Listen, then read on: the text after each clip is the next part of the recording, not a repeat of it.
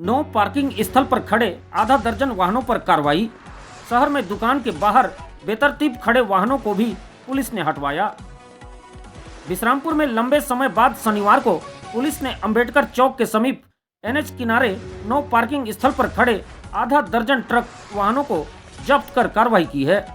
अंबेडकर चौक के पास सड़क किनारे वाहनों के खड़े कर दिए जाने से आवागमन कर रहे लोगों को बेवजह परेशानियों का सामना करना पड़ रहा था। ऐसे में पुलिस द्वारा लगातार किए जा रहे कार्रवाई से वाहन चालकों में हड़कंप मच गया है। गौरतलब है कि विश्रामपुर के अंबेडकर चौक के समीप एनएच 43 किनारे लापरवाह वाहन चालकों द्वारा आए दिन वाहनों को खड़ा कर दिया जाता था, जिससे आवागमन हेतु आम जनता को खासी परेशानी हो रही थी।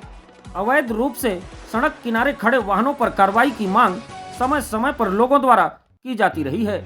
बावजूद इसके पुलिस द्वारा अनसुना कर दिया जाता था, लेकिन थाना प्रभारी अलरिक लकड़ा के नेतृत्व में शनिवार को विश्रामपुर पुलिस द्वारा अंबेडकर चौक के पास से नो पार्किंग स्थल पर खड़े ट्रेलर वाहन क्रमांक CG 15 AC 5313, CG 13 AL 7724, CG 10 BN 4221, CG 10 BS 2105, CG 10 BN 2921, CG 04 PS 3460 को जब्त कर भारतीय न्याय संहिता की धारा 285 के तहत कार्रवाई की गई है।